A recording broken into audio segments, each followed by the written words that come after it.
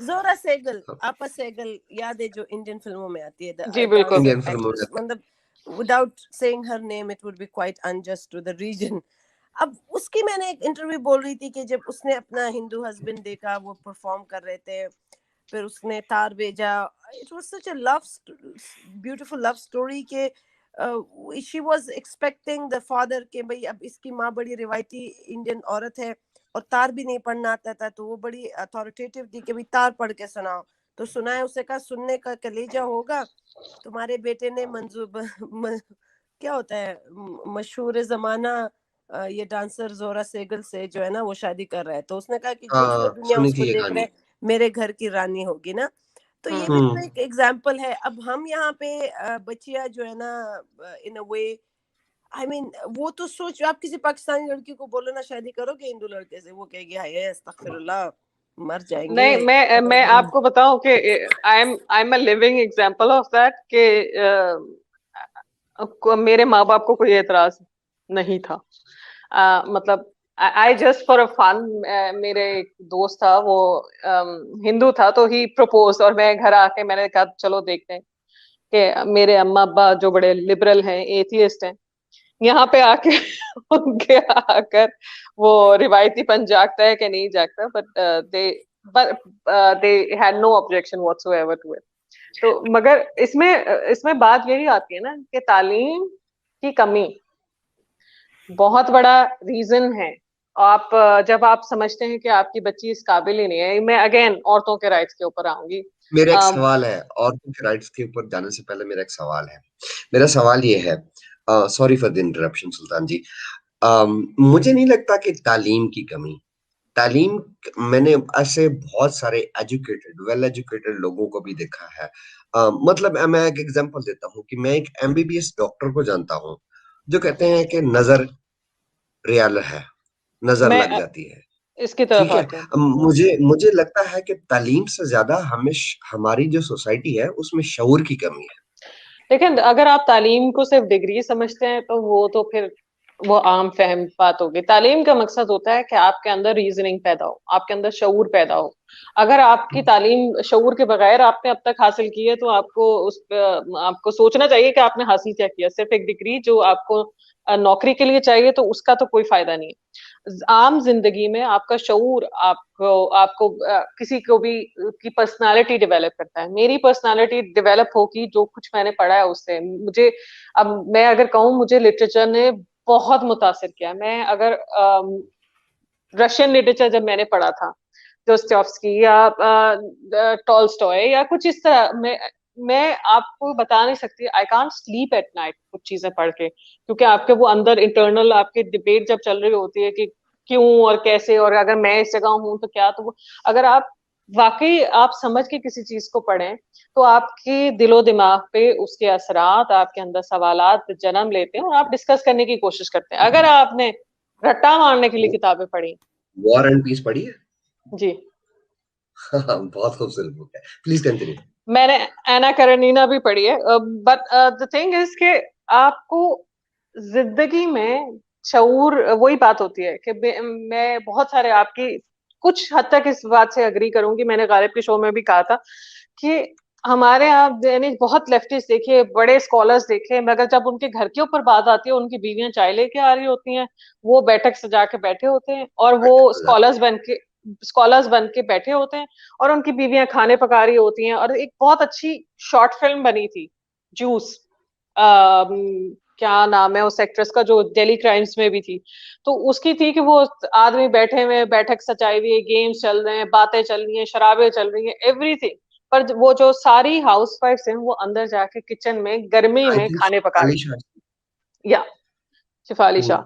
सो हमारे यहाँ ये डायलेमा रहा है कि औरतों को आपने, एक तो इसमें कल्चरल भी आ जाता है प्रेजुडिस, इसमें पेट्रियार्की भी आ जाती है, इसमें रिलीजन का तो खैर मैं कहती हूँ कि रिलीजन को तो भर भर के अगर कोसने देने चाहिए इस मामले में, कि जितना औरत को दबाने में रिलीजन का किरदार रहा है, पता नहीं क्या नफरत थी, इतनी क्या वो इंतकाम था कि उनका इंतकाम ही पूरा नहीं होता। मतलब अगर आप इस्लाम को ही देखें, मैं आपसे ही औरत। कंटिन्यू करूंगा हम्म। सुल्तान जी, क्योंकि आप औरत के राइट्स की बात कर रही हैं।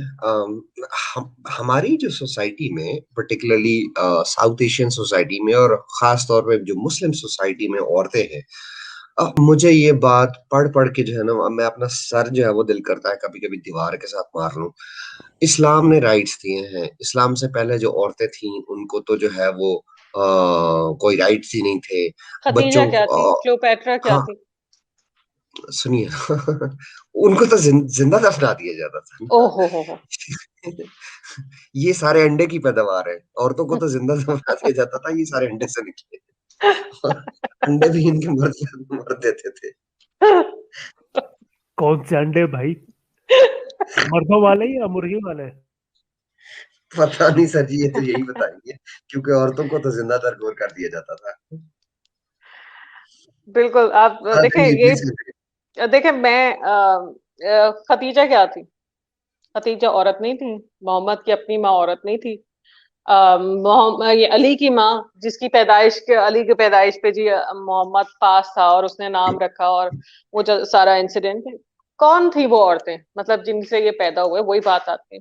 मगर आप जुल्म देखें, आई थिंक इसमें I would not go to into psychology of Muhammad, क्योंकि मुझे वो बड़ा डिस्टर्ब कैरेक्टर लगता है, कि जिसको अपनी माँ का प्यार नहीं मिला, जिसको उसको तो अब्दुल्ला गोंदल ने सही एक्सपोज किया हुआ है या कि वो मतलब I think he was he he hated women.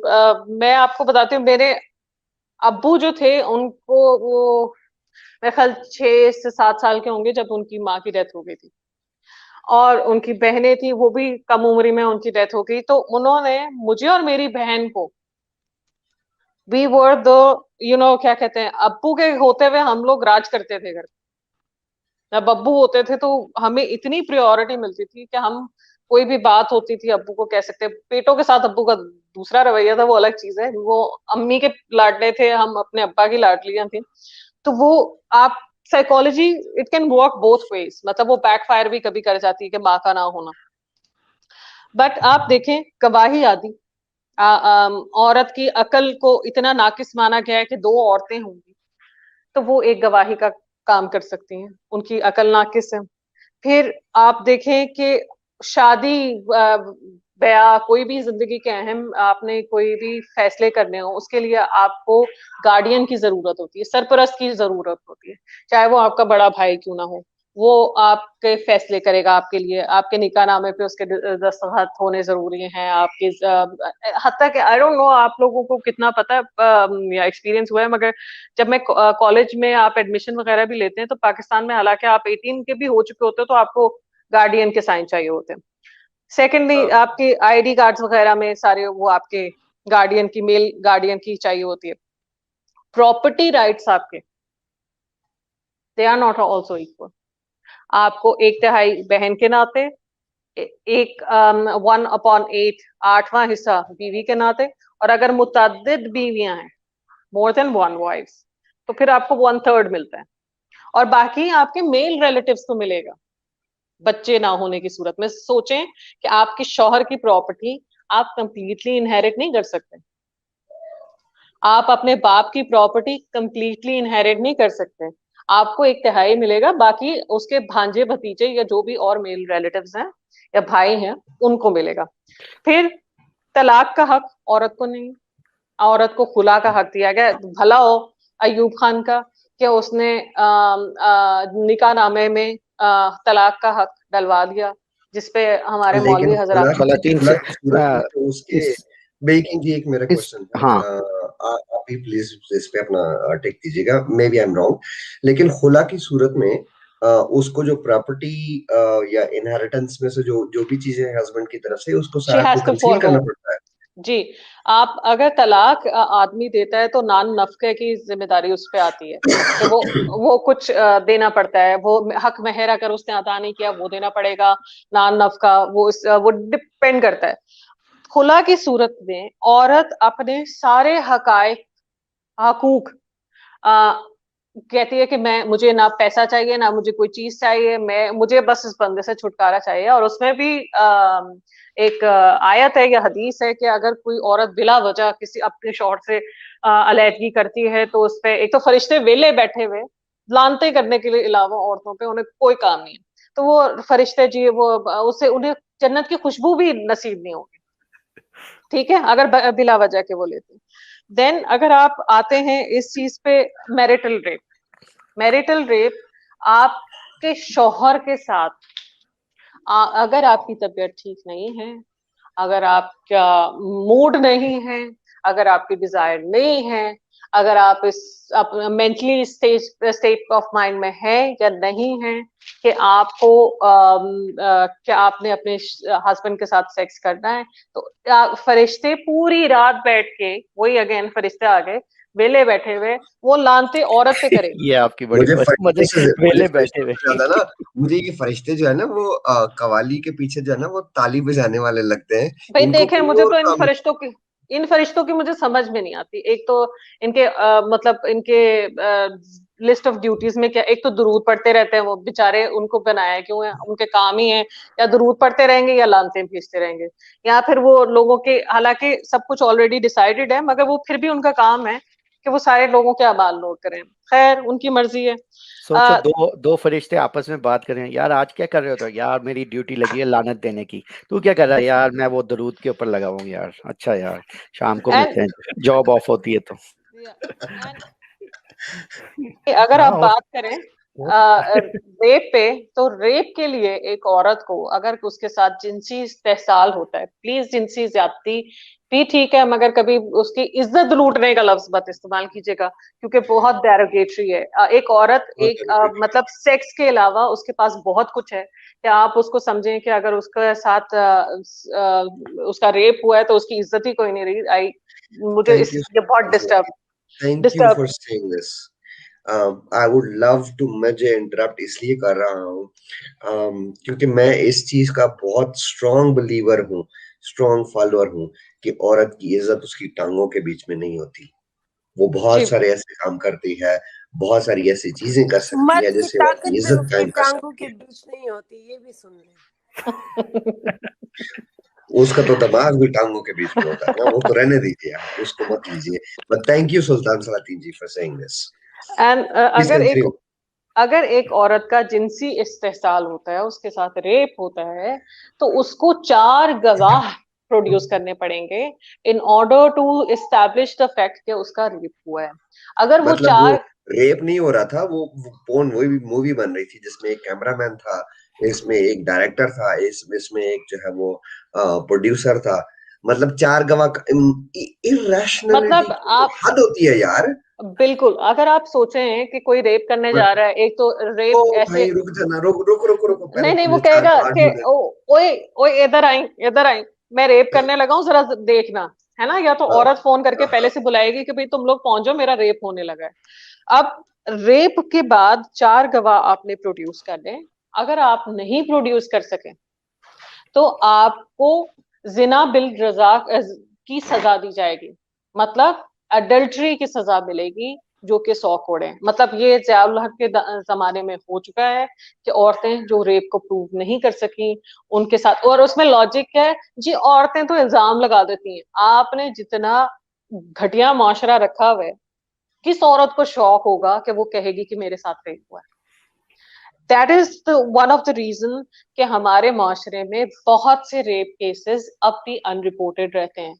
और औरतें, एक तो हमारे करप्शन इतनी है माशाल्लाह से, इतना पुलिस का निजाम इतना खूबसूरत है कि आपको पुलिस वाले उससे वैसे ही करैत आती है कि आप उसे देखते हैं तो कहते हैं कि भाई दूर ही रहो इसकी, उनको मतलब गलीज इंतहाई कि आप अपने आप को पुलिस स्टेशन में भी सेफ महसूस नहीं करते। जिया ऐवान का से एक दफा बात हुई थी तो उसने कहा था कि ज्यादातर औरतें अगर वो रेप रिपोर्ट कराने पुलिस स्टेशन चली भी जाती हैं तो बहुत चांसेस हैं कि उनका वहां पे भी रेप हो, कि पुलिस वाले उनका रेप करें।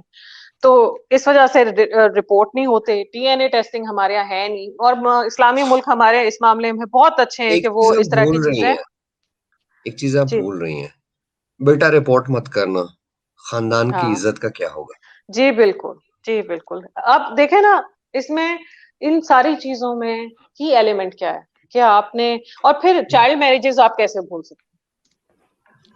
चाइल्ड मैरिजेस जो आपको कम उम्री में, जब अभी मुफ्ती तारिक मसूद का मैं सुन रही थी वो आयशा के हवाले से, तो उसमें मुफ्ती तारिक मसूद कह रहे थे कि कम से कम उम्र में शादी कर देनी है बच्ची की चाहिए, बच्ची की। हाँ, अगर वो मैंने भी सुना है वो। 13-14 साल की हो जाए, उसको पीरियड्स हो जाए, अगर वो इस उम्र में पहुंच के उसको बुलूगत, इनके नजदीक पीरियड्स हैं, अगर वो उसको पीरियड्स हो जाते हैं तो आप उसकी शादी कर सकते हैं। आई एम नॉट सेइंग कि सिर्फ पाकिस्तान में होता है ये देखें, अगर आप नेशनल ज्योग्राफी की, मैं डॉक्यूमेंट्री देख रही थी, उसमें मैगजीन में भी था उनका चाइल्ड मैरिजेस का, इंडिया का भी था, अफगानिस्तान का भी था, पाकिस्तान का भी था। बट एक बाय लॉ आप इंडिया में मुस्लिम जो उनका मुस्लिम जो इनके कोर्ट्स हैं वो इसको अलाउ करती है 13-14 14-15 साल की लड़कियों की शादी को। उनका तो अलग से मुस्लिम लॉ बोर्ड है ना। जी मैं जब क्रिटिसाइज करता हूँ इंडिया को, इंडिया के सिस्टम को, इंडिया के पॉलिटिकल स्ट्रक्चर को, तो मैं उनके सेकुलरिज्म को सेकुलरिज्म इसलिए बोलता हूँ कि उनके अंदर, इंडिया में सेकुलरिज्म के नाम के ऊपर बहुत सबसे बड़ा धोखा हुआ है। इंडिया के अंदर तो खैर ये टॉपिक किसी और तरफ चला जाएगा, मैं उसके ऊपर लंबी बात नहीं करता, बट ट्रू, इंडिया के अंदर सेकुलरिज्म नहीं है, सेकुलरिज्म है। या एंथनी।